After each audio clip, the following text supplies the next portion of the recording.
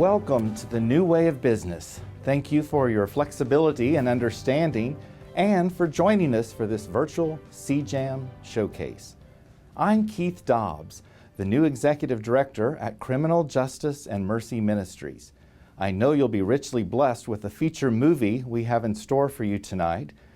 We've invited Bishop Nunn from the Oklahoma Conference of the United Methodist Church to kick off the showcase with an inspirational thought and prayer as our casting call. Good evening. Welcome to this virtual meeting of CJAMM. It's a celebration. It's a celebration like none other because we don't usually do these in a virtual way. But I invite you tonight to enjoy yourself, to take your candy, your popcorn, just sit back, listen to the stories, and be inspired by them. CJAMM is an inspiring ministry to me. It combines both justice and mercy. That's really important to hold those together. The final expression of justice is mercy. And the first obligation of mercy is justice. And so as we gather today to celebrate these ministries, we celebrate the lives that have been touched and changed throughout the ministries. Tonight, I want to think about two ministries in particular. The Exodus House, which gives people a second chance at life. It gives a context where people can start over, connect with family, find themselves, and make their lives better. And the New Day Camp is a place where children can come, a safe haven, a place where they are loved, where they're supported, where we care for their bodies, souls, spirits, and relationships. These are worthy ministries that change lives. And so tonight I am grateful for the ministry of CJAMM. I'm grateful for the vision behind CJAMM or leading CJAMM. And I'm grateful for the lives that have been changed. Thank you for watching tonight and participating as we enter into this great time of celebration. Would you pray with me? God, tonight we pray your blessings upon the ministries of CJAMM. We pray for the people who are receiving the ministry. We ask blessing upon them, upon their families, upon the homes that they'll create and the homes that they have come from. We pray tonight that you would open and soften our hearts, that we might listen with compassion and grasp a vision of hope. Be with us, we pray, in the name of Christ. Amen. God bless you and enjoy the evening. The mission of Criminal Justice and Mercy Ministries, fondly known as CJAMM, is to break the cycles of incarceration in Oklahoma. Matthew shared the words of Christ, "When I was in prison, you visited me." That says to me that our Lord is found when we meet Him in the lives of others. The mission of CJAMM is to mirror Christ's life and teachings, to love and accept all. We wrap our arms around those who need some extra time and attention to help them get a fresh start, connect them with some healthy professional opportunities and best choices for them and their families. We have some amazing stories, some even more amazing volunteers, sponsors, and staff who are the arms, hands, feet, and the heart of Jesus Christ. Here's a sneak peek at what's in store for you this evening. We have the presentation of the Stan Basler Award, recognition of the Volunteer of the Year, features for both the Exodus House Oklahoma City and Exodus House Tulsa, glimpses of New Day Camp success stories, and even a short surprise feature. You're gonna love it. Grab your popcorn, your movie snacks, and your favorite beverages. Put your feet up and stay tuned to see an amazing and enlightening production. And you should know that this showcase features the real characters, no actors whatsoever.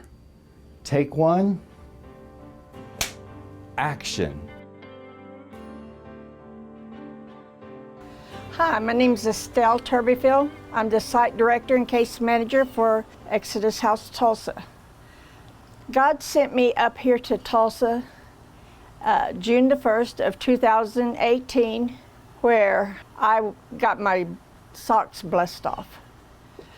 Thank you, Jesus. I, too, am a convicted felon. I went to prison 3 times.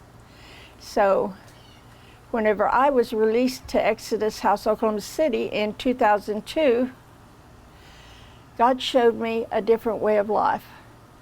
He showed me how to start disciplining myself and becoming a disciple. That doesn't happen overnight. Becoming a disciple, disciplined, and following rules and regulations was all new to me. But I graduated the program, and there's where I started coming back to Exodus House, Oklahoma City, any way I could, to their meals, their meetings, their every event that they had. I tried to plug myself into that, so I stayed connected. I believe that is the key to becoming self-supporting, to becoming a trusted part of society, is staying connected to the body of Christ. Over a period of 17 years, I stayed connected to Penn Avenue Redemption Church.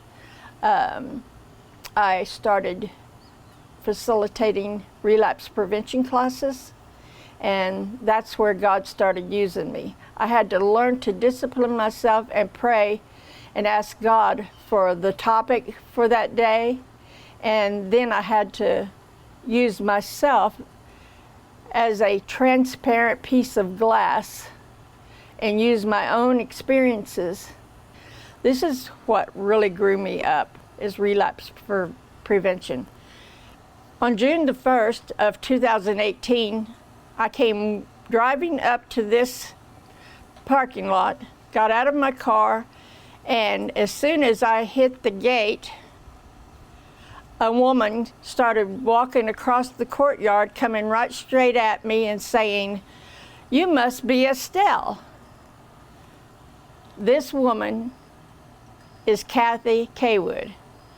She was my very first graduate here at Exodus House Tulsa.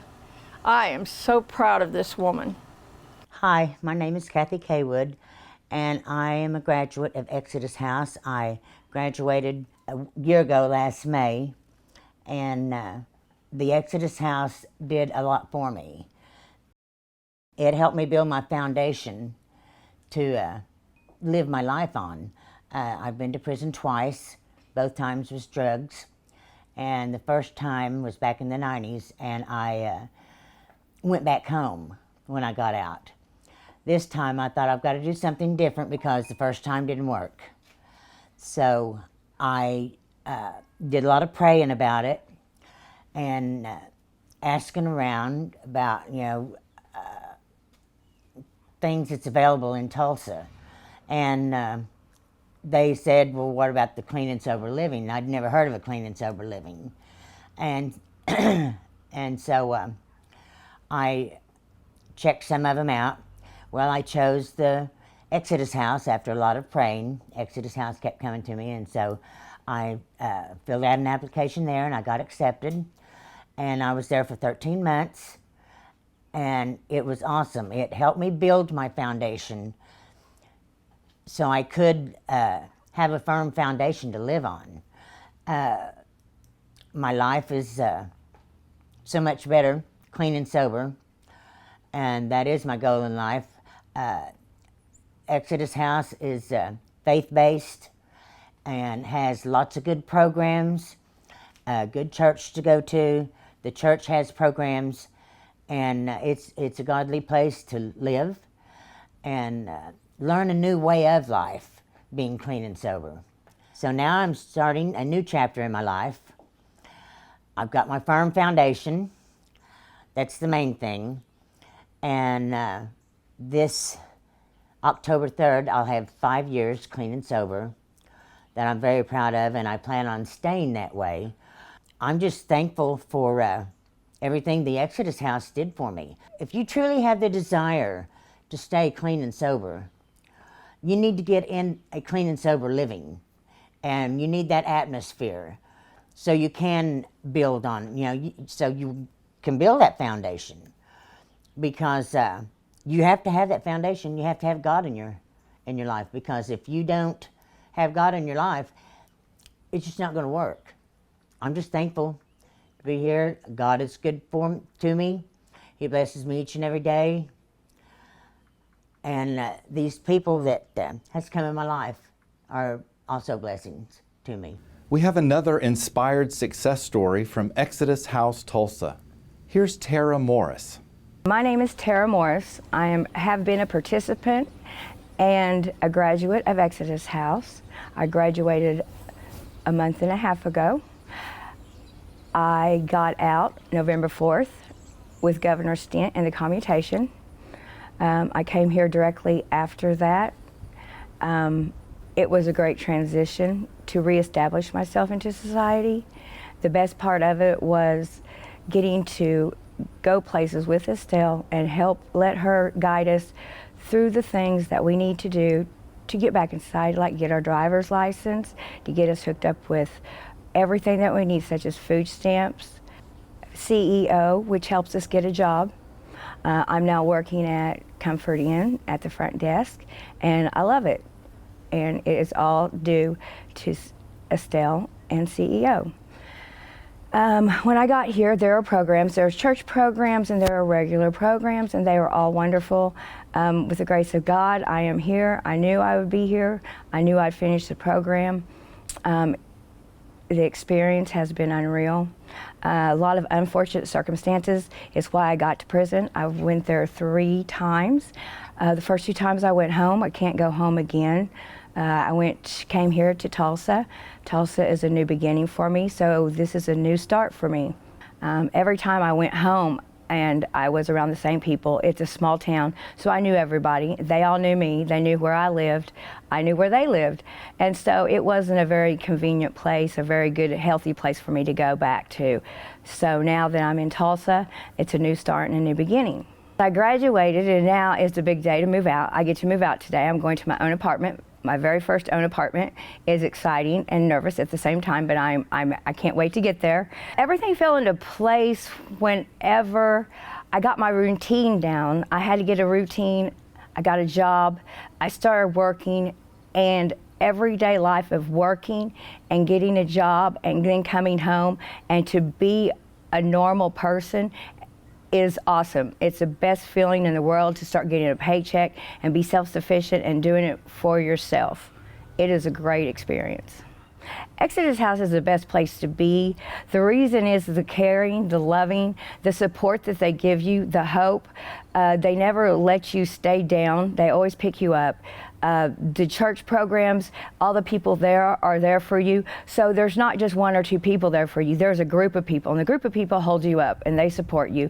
And that's what encourages you to do better, to see their life, to see how they're living, and just want more, to want better. And this is what you need to choose. It's wonderful.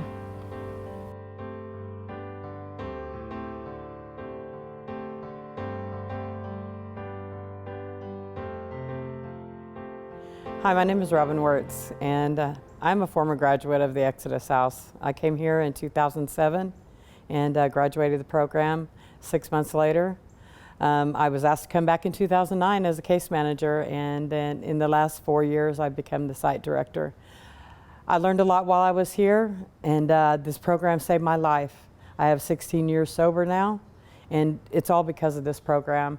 And the relationship that I built with Christ while I was here and with the community has forever been something that I carry with me on a daily basis. So when I got the opportunity to come back here and be the site director or the case manager, I was very honored. And every day I get up and I ask myself what my purpose is, and it is this program. I've been fortunate enough to see a lot of people graduate this program, and I want to talk about one of my residents right now. She's just recently graduated, and her name is Melanie Mateus, and she has her 12-year-old son Jason living here with her. She was one of the residents that actually got to have her son come with her right after she was released. For me, that is the joy. One of the greatest joys of being here at Exodus House is getting to see families reunify, getting to see them learn about God and learn about each other. And he goes to a Christian school, so she's not only concerned when she came here about her own religion and her own spiritual walk, but that of her sons. And that is a daily focus for her. You'll see her when you meet her. She's a little fireball. She's all over the place. She loves the Lord. She'll just throw the love of Jesus at you everywhere. And every time she opens her mouth, she does sign language, and we get the honor of watching her on Sundays in our courtyard. She does a Christian song and does it sign language. Maybe she'll do a little bit for you today. She's just beautiful, and all the words that come out of her mouth are all about God. I mean, she'll tell you that it isn't about recovery, it's about God to her. God's first in her life, and her walk with God is the most important thing to her. She loves everyone she meets. She keeps our community uplifted, and she gives me a run for my money because she's always asking me questions and always wanting me to do something different and always wanting us to grow. And she's just an inspiration to me of what God can do in your life and what this program is all about. My name is Melanie Matias, and I am a 38-year-old mother of 3 boys.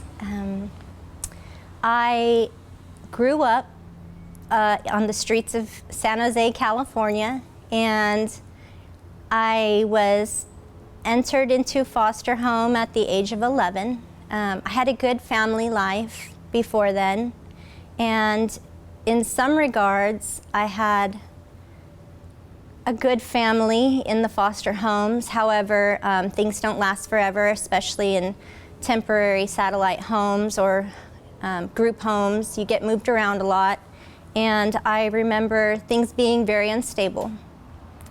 I know that every time I got moved to a new foster home,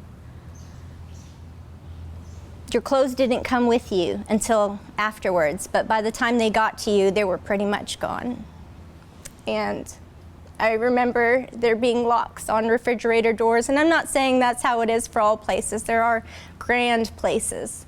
But for me, that's what it was like. Eventually, I ran away at 17 from the shelter and began working and renting a room on my own in California.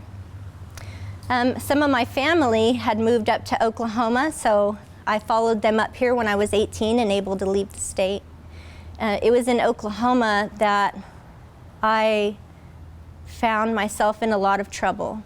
Growing up in California, I had battled with drug addiction, using alcohol irresponsibly, underage, and that continued on when I was here. In order to support my addiction, I stole from people, and I hurt the people that love me the most. I know that those ways were wrong, and I knew it then.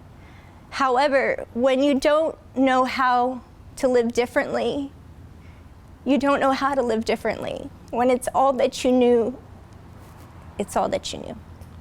So I ended up in prison in Oklahoma. I was given a program, and as I was released with wonderful tools on how to stay sober, tools to keep recovery going. But you have to make the choice to use those tools. And after a while, I didn't. And I ended up in prison again and again. And on my 3rd incarceration with my boys at home, I was just tired. I was tired of not knowing how to do it differently.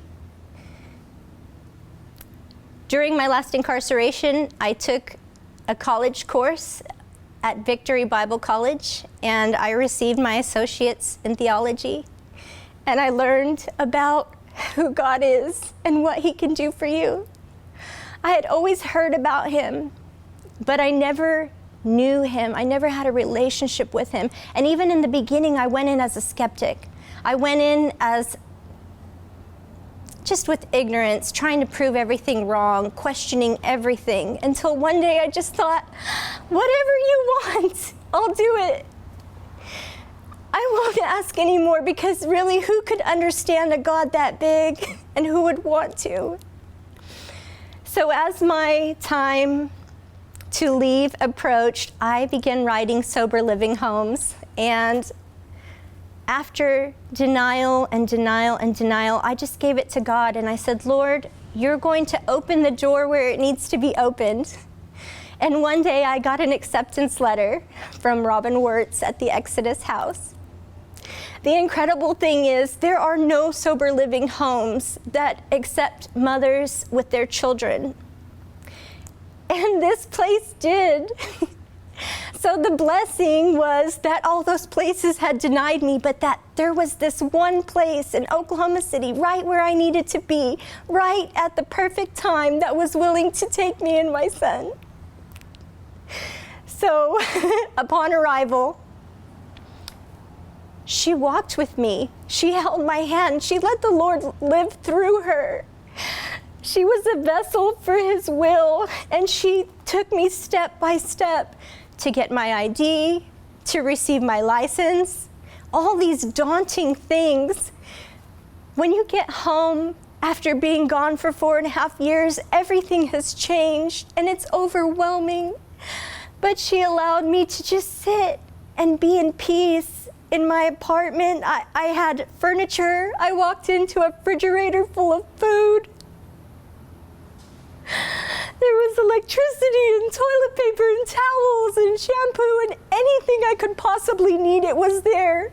And I didn't have to worry about hustling to get food in the refrigerator. I didn't have to worry about lying to someone or begging someone or feeling shame, because unfortunately, during your time in prison, you may grow and change, but your family isn't growing and changing with you.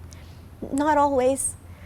Many of the people, they have an idea of what an inmate or an ex-felon is, and it's not who we are anymore. And the Exodus House sees past that label. You don't have to wear that coat. You get a coat of many colors, and you can choose, you can make a choice. There's rules to follow. We need structure. We need structure. Robin makes sure that even during this time, during COVID, we're following social distancing measures, we're wearing our masks, we're staying healthy, we're making all the accommodations necessary, but we're still staying together as a unit. And so we have this beautiful little community of people who are there for each other, who know what we've been through. And not only do we have that in the other ex-offenders in the facility, but we have Robin on site. We have excellent staff here. They have a laundry room that supplies you with soap. You don't have to worry. You can just focus on getting your mind together, on getting yourself planted firmly. You can focus on spending time with your children. My son, he was living at home with my grandparents, and they're his great-grandparents. They love him and they spoiled him, but they were ready to give him back. And he's got his own room here. He has a bed. There's no bugs. He has a stable environment. And I just thank the Lord that it's at a time in his life where he's still moldable. There's other kids in the community for him to play with. His school comes to pick him up here. He has a normal life, so we're breaking chains. Because of the tools that I've been given throughout my incarcerations, and because of the tools that Robin reminds us to use every day through our programs, through our church at Redemption, Pastor Stan and Pastor Brad, they are so encouraging. We're able to use those tools if we just choose to. That's how simple it is. Just make the choice, make the right choice. And they are here supporting us. During the graduations, During your move-in, your sponsor is there. She's greeting you. You can attend your sponsor church.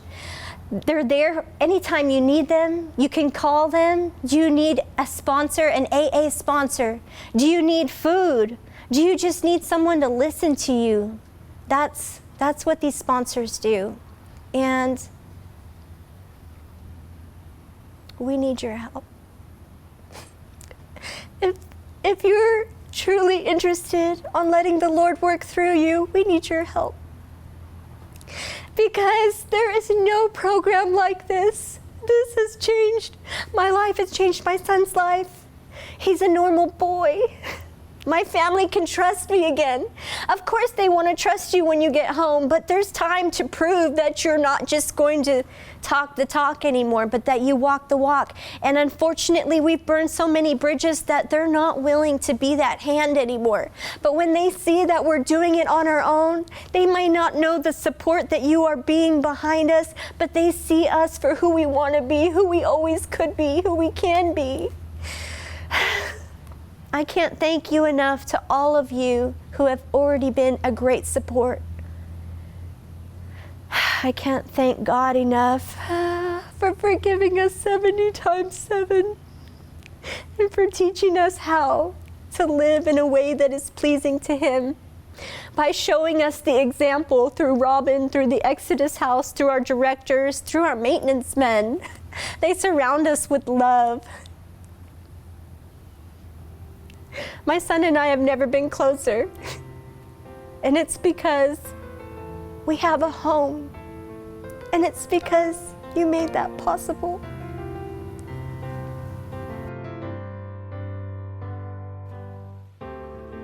Hey CJAMM allies, my name is Marla Lobo, and over the last few years it has been my joy to be a servant at New Day Camp. Over the years, I've helped at both New Day Camp 1 and 2 in different ways. I've been in a cabin with girls, I've led small groups, and I've even driven the bus. New Day Camp is important to me because I see in each young participant the promise of God, an opportunity to encounter nature, and an opportunity to just be a kid and not think about some of the challenges that they face every day as a child of a parent who's incarcerated. It's my joy to play a small role in this however I can.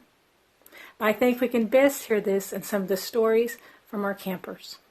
Hi, my name is Victoria Robertson. A lot of you know me as Ann. I started attending New Day Camp when I was 7 years old.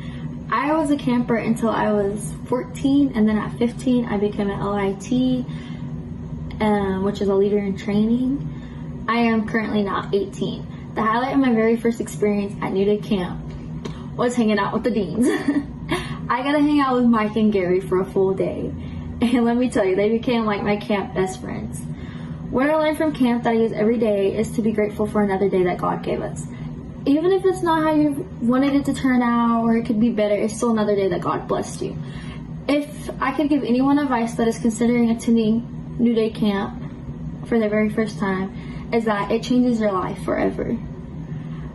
It's just a different experience. The kids bring a different type of happiness to the camp, and it's an amazing experience, and I think everyone should try it. Hello, my name is Alondra Safian. I was a camper at New Day, and now I'm a LIT, which is a leader in training. The highlight of my experience at New Day was definitely just getting the opportunity to come and meet people and greet people, and just getting the opportunity to worship together and just have fun and get to know each other. Something I actually learned and that I use in everyday life is definitely leadership skills. It's helped me, just to communicate in different ways and just be a leader. And advice I'd give someone for the first time is definitely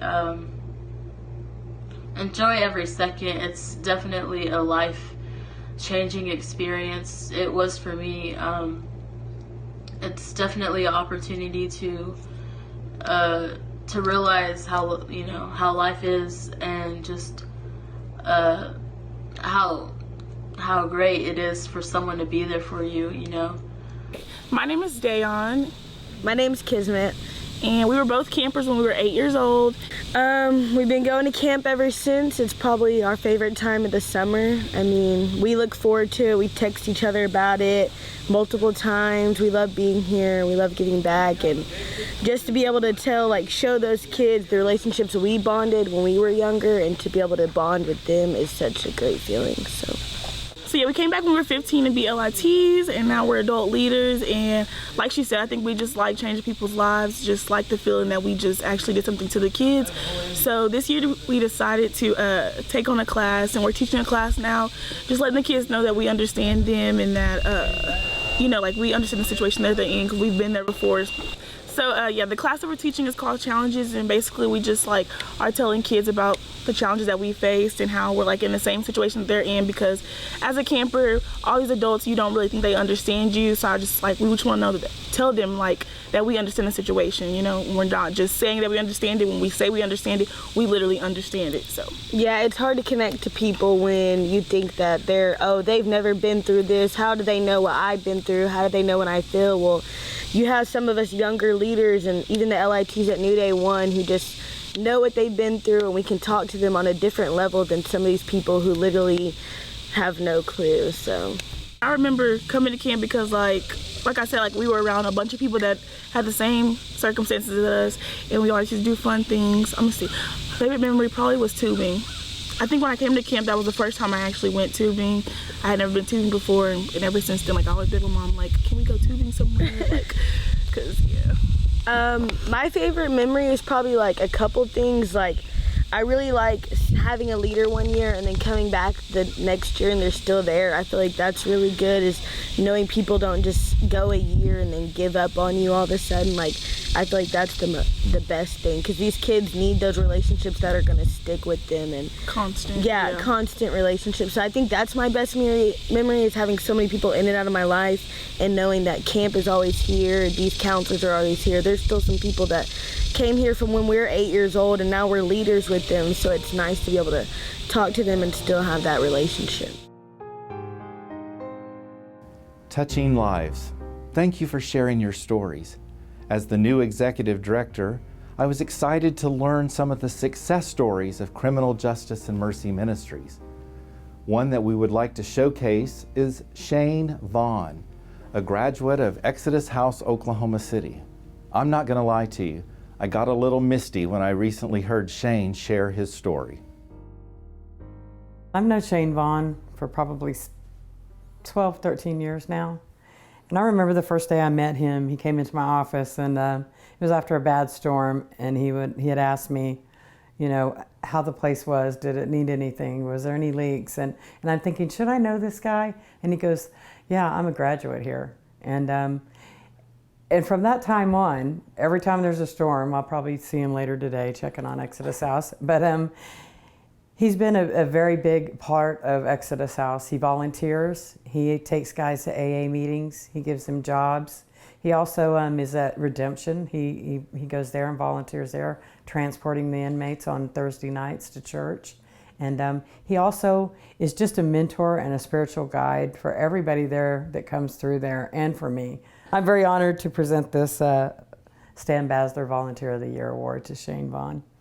Thank you for everything you do. Thank you. Congratulations. It's an honor to have this award, especially with Stan being such a close friend to mine and mentor to me. And I've never thought in a million years that I'd be to get something like this to be appreciated. Exodus House is a big part of my life and a big part of my success. When I was invited to go there, I was able to find a hand up, and I was able to find people that really cared about me and what my next step was. And for that, I'm very grateful. I'm very grateful for Robin to carry on at the Exodus House and to make that happen for so many people that are getting out and need to transition into this society and away from the criminal justice system. It's been a big part, and thank you guys. February 19th, 2003 is when I was released from James Crabtree Correctional Center. And then what happened was I went through an organization called Kairos up at James Crabtree. It was a 4-day weekend for men to come in and minister to us inmates. And that's where I met Stan Basler, Eldon Molen, and a lot of other guys. And when I got out, I went to live with my brother and for a week, and then during that week, I called Eldon up and I said, Eldon, I got a $50 check, change of clothes, and nowhere to live. And he goes, I'll be over tomorrow. And he came over to my house the next day, brought me groceries, brought me several change of clothes, and an application to the Exodus House. And I filled it out. They let me come. I came on that Friday, and I started doing what they asked me to do, which was very simple. Go to church on Sundays, go to church on Thursdays, and attend any AA or NA 12-step meetings for my recovery. And I got to thinking, I go, that's what I'm supposed to be doing anyway, right? So, and ended up going there and finding a community and building relationships with positive Christians, and got involved with the church, got involved with the things with Exodus House on our meetings, or going out picking up donations or whatever. One thing that was a big deal was, it was like day 2, there's a guy named Tim that ran the house, and Dina was in Robin's position, and they asked me if there's anything that I needed, and I said I need a new pair of glasses. So I go up to the mall, and they drop me off in the Exodus House van, and I go up there, and I walk through, and on the, coming straight from prison, medium security, when you walk by somebody, you acknowledge them out of respect, so because respect and loyalty is like the main thing inside the yard. And so I was walking through the mall, and I remember this lady, she walked by me, and I said, hey, how you doing, ma'am? And she grabbed her purse a little bit tighter and walked away from me and didn't acknowledge me. So I felt like I had a neon sign above my head that said convict, convict, convict, and I went up to get these glasses, and I walked into one of the stores up there, and had I don't know, hundreds and hundreds of selections, on the wall. And the lady came over there, and she's real outgoing and wanted me to buy several pairs of glasses. And I looked at her, and I told her, I said, ma'am, because it's just too overwhelming. I said, ma'am, give me a second. I think I have to come back another day. And I walked out, and they had payphones back then. So, Tim, can you come and pick me up? I think I'm gonna have to try this another day, So the transition coming to the Exodus House, although it was a great place and everything, but coming out of prison, man, you got a little obstacles, mostly self-imposed. You're thinking of how you are, and people thinking that you're a convict, and the choices that you're given. It's just. But the Exodus House helped me with that, and the way they helped me with that was, Shane, acclimate yourself here. First, go find a job, but first acclimate yourself, get used to what's going on. And that was very helpful. I think it was about 3 weeks into it before I was even able to gain employment. I ended up cooking downtown. My brother bought me a $100 bicycle, and I rode downtown every day flipping hamburgers and making cinnamon rolls. It was at KT's Kitchen. It's no longer around, but I did that for about 3 months. And then Doug Manning and Marcia Manning, they taught the ICANN program up at Crabtree. I don't care. I remember one Saturday, they always came on Saturdays. one Saturday fell on a Christmas, and it was a blizzard outside, and they showed up. They showed up for us, you know. And Bud would always talk about relationships and how important relationships were. So about 3 months into my flipping hamburger gig part-time, Bud asked me, Shane, you want to do construction? I told him I didn't know nothing about it. He said, well, I'll teach you. He goes, you got any tools? I go, I don't have no tools. He goes, well, I'll let you use mine. And then I said, well, I don't have a ride, because I didn't have a driver's license, right? He said, it's okay. He goes, I'll take you back and forth to work. So Monday was good. You know, I gave my 2 weeks notice down at the kitchen and came in on Monday, or that Monday, right around Mother's Day of 2003. And Bud showed me around, and I'm working with him at Genco Construction. And about day 2, I asked him, I said, Bud, I need to borrow one of your hammers. He goes, I've been meaning to talk to you about that. He goes, you need to get your own tools. You need to find your own way back to school, back to work every day, you know, and you need to learn this stuff. I'm like, wow. But, you know, Bud's humor, and he wanted to make it clear that he was giving me a hand up and not a handout, you know. And what a good man, what a great man he is to mentor and show us guys. I wasn't the only one that he got hired that wasn't in prison. There was several of us that worked together that was in prison or just got out of prison at that time. So yeah, he's been a pillar at our church. But that was a good experience. And then I worked for that company for 12 years and decided to open up my own company in July of 2013. We got hit by the tornado May 20th of 2013. And at that time I just thought, you know, I'm going to open up my own company, build my own home. And the rest that's where we're at today, 8 years later, you know. We got a successful company, and has to do with the relationships that we developed. I started, you know, life and was raised by alcoholic and drug addict parents, and me and my brother didn't have a chance, you know. And fortunately, I learned how to live at 25 years old when I went to prison, you know. Prison was a good experience for me. I went 4 times in and out for a total of 6 years. Everything from DUI to selling drugs and bond jumping and writing bad checks. And I didn't think there was any other way to live. And then I went through Kairos, and those men at Kairos, they just wrapped themselves around me and took me to volunteer at other prisons. You know, I couldn't go in at the time because I wasn't badged, but I got to cook hamburgers for the women. You know, I got to go to torch for the juveniles. So I know that I was taught to give away what was so freely given to me.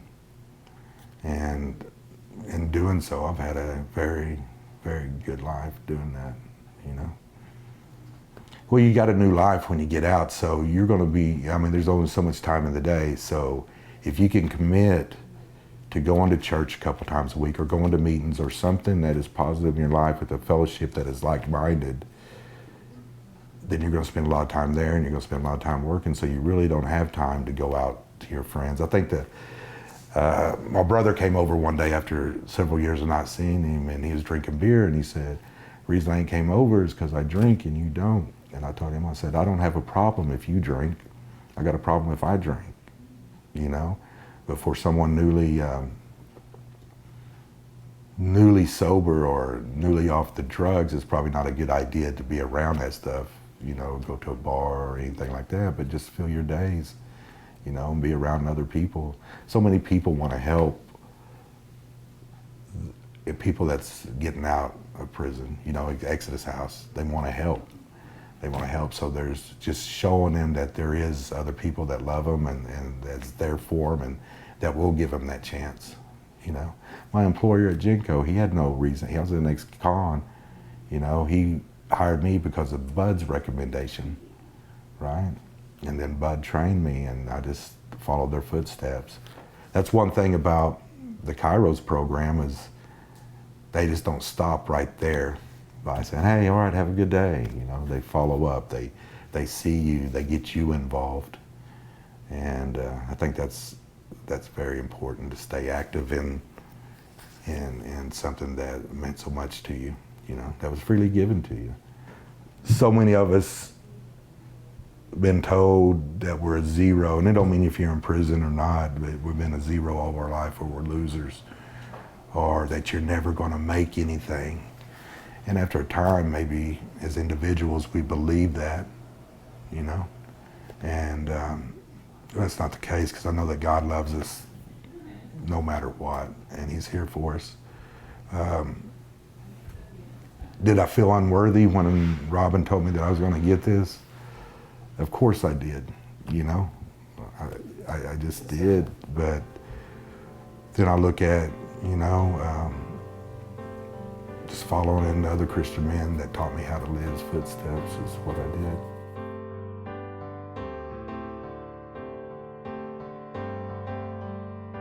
Famous for his high energy, Stan Basler has a love for the ministries of CJAMM. Please welcome Reverend Dr. Stan Basler. Well, it's my pleasure to award the Stan Basler Award to Kristen Harlan this year. I got to tell you, when Kristen was first hired, and I heard that CJAMM had hired an ex-deputy sheriff, juvenile detention officer, a cop to be executive director, I was a little concerned about how this was going to work out. But I knew that it was a time when CJAMM needed some law and order. Being $70,000, at least that's what I thought it was in the hole, may have been more than that. Apportionment funding from churches was dropping, and it was going to take somebody who could have some boundaries to be able to recover all of that. Early on, the board, I think, put her in a position to make some very difficult personnel decisions. Probably some of those folks were nearing those decisions anyway, but anyway, it didn't all happen as smoothly as everybody would like for it to, but that's part of the job. It's part of the job that I bet she lost some sleep over for a while. It was also during her watch that it became complete, that CJAMM was a separate 501c3 organization. Another big step, a big change from being a holy church organization. I kind of got to know her a little bit when she and I made a trip to Enid together to call on a donor. And I got to see a bubbly personality and zeal and enthusiasm when she met with the donor. It was easy for me to say, see, you got a firecracker here for your new CJAMM director. And also we both observed dietary restrictions that day, which gave us some common ground, I suppose. Your leadership was really revealed in New Day Camp when you made it a point to be physically present at every camp, as far as I know, as long as you were executive director. And I personally appreciated you being my co-teacher on the prison ministry immersion the summer that I had had the surgery and certainly wasn't 100%. And you were a big help doing that. You really put yourself into the ministry. Somehow you raised the ministry not just to leave CJAMM solvent, but in a really solid position, better than I think it's ever been, as far as I know. And I know you were out in churches speaking. You had visited the redemption churches. You were probably more of a hands-on personnel supervisor than I ever was, but that takes time. Somehow or another, you found time to do your own ministry at Mabel Bassett and Eddie Warrior Correctional Centers. You allowed this old man to give you some unsolicited advice once in a while, and he even seemed to sit somewhat trembling in your chair when I did that, which impressed me. And once in a while, you would even call on me for advice, and all in all made me feel very welcome to continue in a limited role with CJAMM, and I'll always be grateful to you for that. This award is for re-entry. Your solid support of CJAMM Exodus Houses and the Parsonage Ministry in Tulsa demonstrates your concern for reentry. With the family that you were trying to keep together, the distances that you traveled every week, back and forth commuting, the churches you were out in, you sacrificed conspicuously for CJAMM. All of us have hated to see you leave, but wish you the best in your new endeavor. And I would have given you a recommendation if you'd have needed it. It is my pleasure to award you the 2020 Stan Basler Award. Kristen has earned the Stan Basler Award for her contribution to the transition and growth of CJAMM. Kristen led CJAMM through its transition from a conference program to a standalone organization. Her tireless efforts to spread the word about the ministry and mission of CJAMM to churches and supporters across the state have put CJAMM in the position it occupies today. She also helped put CJAMM on firm financial footing at a time when conference support was diminishing. Kristen, you have done an outstanding job. Congratulations. When I was asked to say a few words about Kristen, a lot of fun memories came to mind. Don't get me wrong, she was a very hard worker, but she always kept her sense of humor, and we had many, many laughs together. She became the director of CJAMM in April of 2016, and at that time CJAMM was struggling financially. But with Kristen's heart and drive, she was able to turn it around. We were blessed with her leadership for 4 years, and I can't think of anybody more deserving of the Stan Basler Award than Kristen. She may no longer be my coworker, but she'll always be my friend. Kristen, I just want to say congratulations on receiving the Stan Basler Award. I can think of no one more deserving than you.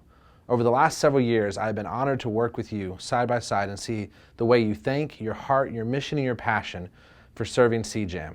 It's been incredible to watch as a leader of Circle of Care and see the impact you all have made and will continue to make long beyond your time here at CJAMM. So again, congratulations. Thank you for your hard work, and thank you for being a leader that I admired and respected and was able to watch from afar as you really fulfilled the mission of CJAMM. The Stan Basler Award. Well, whenever I walked into CJAMM, I knew that I was never going to be able to be Stan, and they were never going to be able to fill the shoes of Stan Basler. And so I took on everything with a lot of prayer and with a lot of just trying to figure out what is best for not only restorative justice in Oklahoma, but what was best for CJAMM for each and every person. My time at CJAMM, I'm going to tell you guys, I served my 4 years as a true Methodist, and then I stepped away. The truth is I have 2 beautiful children that I spent a lot of time away from, that I decided that I needed to go back and be a mom. But the great thing about CJAMM is you can still volunteer. So as I accept this award, I'm accepting it on behalf of the volunteers that were there for the past 4 years that made CJAMM what it is today. Totally, CJAMM is still Matthew 25 verses 36 through 40, where he tells us, whatever you do for the least of these, you're doing for him. So thank you for the Stan Basler Award. Thank you for the time that I've been allowed to have, and thank you for letting me continue to be a volunteer. CJAMM is breaking the generational cycles of incarceration. I'm April Sellers-White. I chair CJAMM's board. It's my pleasure to introduce to you this evening Francis, or more familiarly known as Francie Ekwerekwu. Francie, I've known for several years, and she's an amazing young woman. She'll tell parts of her story to you. But the part that has touched me is that having grown up as a child of an incarcerated parent, she has a heart for the work. She has a heart for justice for everybody, not just for folks who can afford it. She's already accomplished some amazing things in Oklahoma County with the alternatives to bond and the bond reduction programs. At this time, welcome our friend, Francie Ekwerekwu. Hi, my name is Francie Ekwerekwu. I'm an attorney here in Oklahoma City. I work for CJAMM, the Education and Employment Ministry, and I work for the Oklahoma County Public Defender. I practice criminal justice reform, criminal law, and family law. I am blessed to be here today speaking with you in your living room or restaurant or wherever you are right now. And I thought to myself, what am I gonna say? And what do I do when I don't know what to say?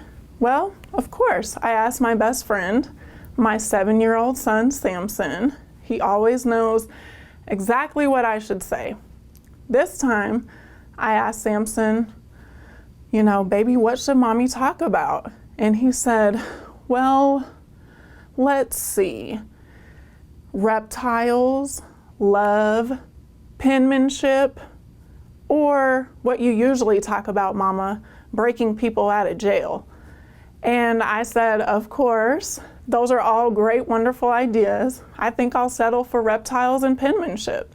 So that's what you're in for today. We're gonna talk about reptiles first and then penmanship. So get your notebook out, let's take notes. Actually, I'm just kidding.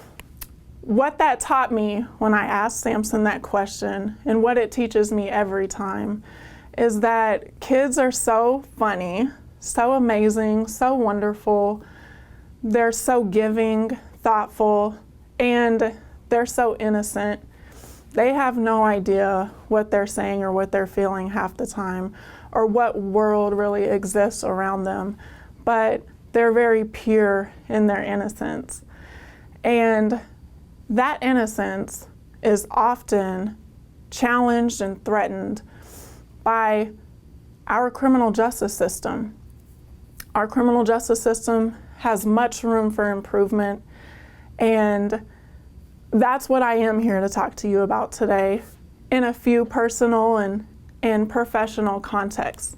But before I do that, I have to thank one of my greatest mentors, one of my favorite people in the whole world, Judge April Sellers-White, for having me today, and the rest of CJAMM, the board, the CJAMM community, the staff members. Thank you for inviting me to be a part of your night tonight. Let's do this. Let's talk about it. Let's get real, okay? So first things first, New Day Camp, of course. I mean, we have to have fun first, always. New Day Camp is one of CJAMM's ministries that is personally my favorite. I can't wait to go to Lake Texoma and enjoy that. I've never been to Lake Texoma for New Day Camp, but it's definitely on my list of to-dos and at the top. At New Day Camp, kids are able to fish, boat, bike, tube, and eat good food, really good food, I hear. And that just sounds really exciting to me because New Day Camp is for children of incarcerated parents. I was and am still a child of an incarcerated parent. When I was 5, my father became incarcerated, and he did not become free until I was 27. During my entire childhood, I did not have the ability to go to camps like New Day Camp. I would have loved that. That would have been amazing. What I did have was kind of a once-a-year thing, Angel Tree, and I do give major thanks to Angel Tree programs out there. They are doing wonderful things for children of incarcerated parents, but it wasn't quite enough for me and my brothers to be able to relate to and talk and understand and sort of have a friendship with children who related to us due to the incarceration of our parents. So New Day offers that environment in a really fun way. When kids are there, I'm sure that they're connected to counselors and ministers who can pour into them and help them reveal expressions and feelings that they can't express otherwise whenever they're at home in some of their harsher realities. They can heal from pain and trauma and dysfunction from images or scenes that might replay in their head Many children of incarcerated parents have watched their parents be arrested. And that's something they can't ever forget. It's not going to ever be erased from their memory. But I can only imagine how New Day Camp is a wonderful escape to just forget all that briefly and go and join other kids who understand you. Even so much so, kids in this situation, we understand each other better than even our parents, our caregivers. It's probably just an indescribable and immeasurable experience for the children who have gone to New Day Camp and who will go in the future. Fortunately, even though I didn't have something like New Day Camp, my brothers and I had friends that would invite us to other church camps or other summer camps, and we were just so excited to be invited to these camps. However, we always had to see that worried look on my mother's face as we were so excited to hear the news that there was a new camp coming up and we might be able to go. My mom would be off in a distance with this worried look. How was she going to pay for this? How was she going to tell us again that this wasn't something she could afford? How was she going to squeeze the last bit of pride she had out to stay in a conversation with parents who could probably afford to send the whole school to camp? But yet she had to stand there uncomfortable and find any excuse as to why we wouldn't be able to go. That was a hard part of our lives as a child of an incarcerated parent, to watch our caregiver be so lonely, have to carry burdens and shame and guilt and every other feeling that I know my mom must have felt as she was trying to raise us in a world that didn't necessarily even understand our situation. But that's just it. Our society teaches us to marginalize children and families that are affected by incarceration. It's a shameful thing, and it is a monster of a system that makes us its victim, but yet it's our responsibility to overcome it. Caregivers of children of incarcerated parents, they need our support. They need to be seen. They need to feel like they don't have to hide in conversations and topics concerning finances and concerning summer camps for their children. They need you, and they need me, and they need our system, our criminal justice system, to lend a hand of mercy, to stop over-punishing people, to stop punishing people for mental illness and for low-level offenses where rehabilitation is the answer. But again, as promised, that's not necessarily why I'm here to talk to you. I am here to talk to you about the children. CJAMM so adequately and eloquently states that children of incarcerated parents are the forgotten victims of crime. And I believe that too. They are forgotten, but they won't be forgotten when we realize they are our next generation. They're going to be our next generation of professionals leading our charge, changing our systems, and helping us become the society that we dream to be. At New Day Camp, children get just that, a new day, a new fresh day to be themselves and to set out on their journey of overcoming this really powerful statistic that they are 7 times more likely to become incarcerated themselves by the mere fact that their parent is in a prison. A new day. Look around at our society. Regardless of politics, we are all craving a new day. Our world needs a new day just like children of incarceration need a new day. Here in Oklahoma specifically, Oklahoma is #1 in incarcerating people per capita in the whole nation and in the whole world. Oklahoma is #1 for incarcerating women, many of whom are mothers. Oklahoma is #1 in incarcerating African Americans. When are we going to beg for and demand a new day for Oklahoma? We just can't sustain at these detrimental lows. We must demand better for our children. And I believe that organizations like CJAMM are doing just that. And if we want that new day for our whole society, we need to support organizations like CJAMM, who are also providing housing for people affected by incarceration through their Exodus housing program, who are also providing faith-based participation in ministry through their Redemption Ministries programs. When I was a case manager at TEAM prior to becoming an attorney, I placed many of my clients into Exodus housing because I could trust that Exodus was going to take good care of them, being that they had just exited prison and needed some help and some guidance, some love and redemption qualities to get back out into their community and be successful after spending large or really short amount of time in prison.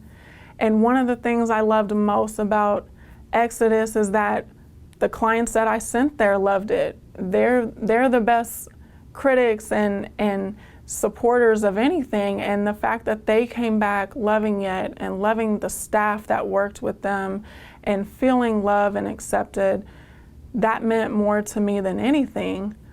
I know that CJAMM is working tirelessly to expand the reach of Exodus House all throughout the state because the need is there. And I know that you can partner with them in doing that. A new day is needed for many people all across Oklahoma, and Exodus House is one of the many ways we can create that new day for many Oklahomans. One of my favorite clients to date was someone who was a participant in the Redemption Ministries with CJAMM.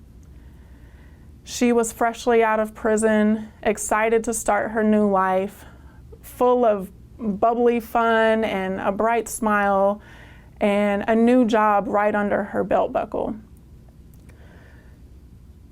Sadly, after being released from prison, very shortly after, she passed away. But as much as she was a bubbly spirit that we all remembered, it never left us. I can still feel her right now. That's how great she was. And one of my greatest memories of her is when we rode together in a car and talked about life. But also one of my best memories of her is watching her peers at Redemption Church celebrating her life and mourning her life when she left us. It was a beautiful service filled with praise and songs, prayers, speeches, and I have never experienced anything like being at Redemption Church for that homegoing. So much so that anytime I'm able to go back, it would be at the top of my priority to get back in there and see a lot of my other clients, but also feel the power of God that moves in that church. Amidst COVID-19 and all of this chaos, I mean, I don't know about you, but I think you can agree. Let's just scrap this current day, this chaotic day filled with tragedy and disdain and so much chaos going on in our world. And let's have a new day for me, a new day for you, a new day for Samson, a new day for your children. We need to all come together and look at what that really looks like. For me, I had a supportive community in Arlington, Texas that came together and decided, you know, this family, my brothers and I, my mom, they deserve that new day. We had so much community support through sports, through school, through church, through community service that we did with our friends. It was a childhood in which I couldn't even detect that my father was incarcerated. And in fact, I didn't know my father was incarcerated until I was 16. When I was 16, my world shattered as I knew it when I learned of his incarceration. And I started frantically trying to make sense of everything that was a new day for me. And not necessarily a good day, but it was a new day in which I had to accept that I belong to this family of children of incarcerated parents. They're my brothers and sisters, and I'm one of them. From then on, I decided I was going to work to make sure that other children who grew up like me were going to live a life similar to mine or better. Meaning, one filled with care and love and stability. That's really hard to come by for children of incarcerated parents. I want that for Samson, being that my brothers and I overcame that harsh statistic of being 7 times more likely to be incarcerated. We decided we would overcome that. For many families in Oklahoma, there is a generational cycle of incarceration, and they need a lot of help breaking that. I'm determined to be a part of their community that helps them break that through my work, through my personal life, through my citizenship in my community. And I welcome you to join that thought and to join that fight and that desire to see that new day for you and for your family and your community, because at the end of the day, children of incarcerated parents are your family and your community. So I'm sorry to disappoint. I didn't talk about reptiles or penmanship, but Samson will be proud that we are at least talking about freeing people from incarceration, freeing their families from the burdens that incarceration causes. He'll be really proud. And he'll also want you to know that a new day is prime. It's here, it's ready, it's needed, and you can be a part of that new day. You can. Think about it, pray on it, decide that as we move forward and we change things for the better in our communities, that you want to be waking up with us bright and early on that new day. We want to thank you, first of all. We want to thank you for your prayers. We want to thank you for your presence, because you're here supporting CJAMM and all the wonderful things that we do. We thank you for your gifts, because we receive the gift of your prayers, the gift of your presence when you come and volunteer, the gift of the love that you send, and the gift of your money. You know, tonight is a fundraiser for CJAMM. We have been blessed by incredible support from all of you through the years. I wish we could say that we have fewer needs than we used to have. That's not true. Unfortunately, Oklahoma still incarcerates so many women, so many men, the highest in the world at last count. One of those statistics we'd rather not have. But CJAMM, with your help, changes that. It changes that by helping folks reintegrate into the community, by reaching folks while they're still in prison, by working with their children and their families, by providing Exodus House to transition and help them become again, or maybe for the first time, amazing, contributing, caring members of society. How much should you give? That's between you and God. You have to figure that one out. These days of COVID, you're not buying your lunches out very often. So you make a choice. Whatever's easy for you, whatever moves you. If you gave as much as $5 a week, that would be one Subway sandwich but it would also be sending a child to camp. This year we're not sending our children to camp, but we're sending camp to the kids. We can't safely bring them all together because of COVID. But that doesn't mean we're abandoning the responsibilities that we have to our children, to the families, and to the folks transitioning out of prison. We thank you for your time, your talents, and your gifts. This has been an incredible showcase. Movie critics Siskel and Ebert would give it a 2 thumbs up. Thank you for tuning in. We certainly appreciate your support to CJAMM. It's my vision that we can grow our services and locations in Oklahoma to meet the growing need. Don't be shy now. Stay tuned in at cjamm.org or our Facebook page, LinkedIn page, or email us at office@cjamm.org. Thank you for your part in the successes of CJAMM, for touching lives, and also thank you for making the CJAMM Showcase a huge success. Blessings to you. By the love of Christ, I am clean.